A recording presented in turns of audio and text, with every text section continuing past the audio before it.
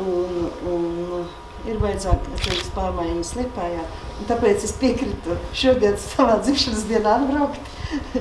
Es sapratu, ka Arvīns jau nezināja. Protams. Bet, tāpat mēs svinām mājās svētdienā, tā kā ciemiņus es neaizraidīju projām. Jā,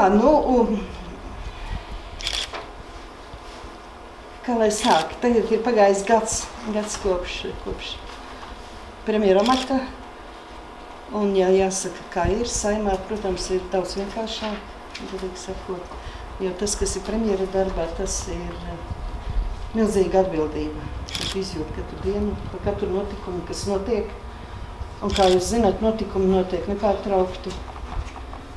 Un pie premjera neviens jau nevēršas tad, kad ir kaut kas labs.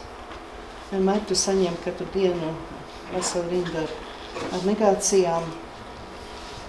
Tagad ir Saeimā es atbildu, Saeimā ir komisijas, 17 dažādas komisijas, un katrai komisijai savs darbs. Un es atbildu par ilgspējīgas attīstības komisiju, tātad ilgspējīgas attīstības komisija, kur skatās vairāk strateģiskos darbus, un mēs nedarbojamies ar ikdienas likumprojektiem. Bet mūsu komisija ir atbildīga par Latvija 2030 izpildi, par nacionālā attīstības plāna izpildi un par visiem strateģiskiem dokumentiem un šo strateģisko dokumentu izpildi. Vita, ja tu daftaras, tu man izliktu. Un tas, kas...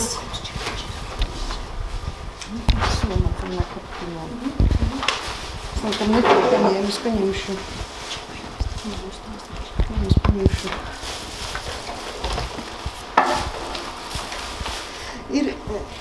Un vispirms, kas ir? Kas ir?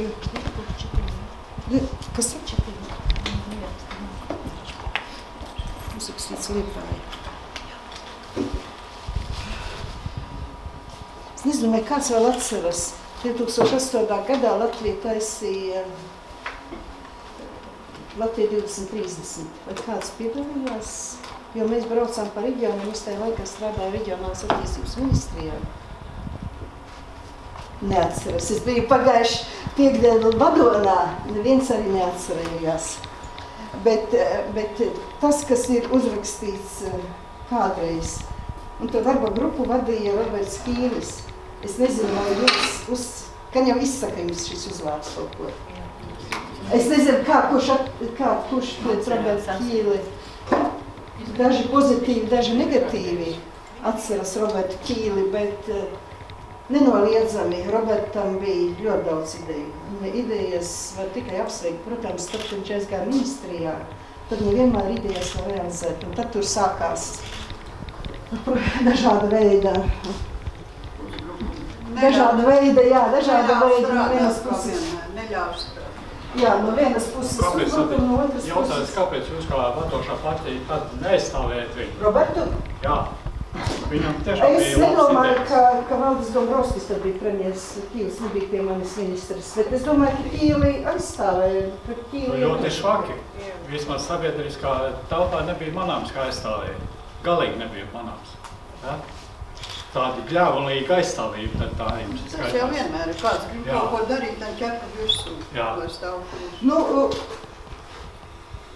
Es nedomāju, ka mēs kā viņš nebija vienotīgi, viņš bija reforma partijai, bet es nedomāju, ka vienotīgi viņu līdzināja ar zemi. Nebija. Līdzināja ne, bet ja jūs saka atbalstījāt, tad kāpēc tik švāk atbalstījāt, kad dabūja aiziet cilvēks prom? Kādi jau daudz aiziet prom. Jā. Kāds kaut ko grib darīt. Roberts, es pazīstu ļoti sen, un tad, kad mēs to 2030 tieši strādājam, es viņu iepazināju kā cilvēku, kuram ir nepārtraukt idejas. Bet tad, kad viņš aizgāja ministrijā, es nezināju, ka man uzaicinās Dombrovskis pa zemkopības ministru. Es teicu Robertam, tu ej uz ministriju, pa ministru, es iešu par valsts sekretāru. Jo vajag kādu, kas tās idejas ievieš. Ir viena lieta pateikt ideju, bet ja tu saskaries un tu nesaproti, kā to darīt, tad aiziet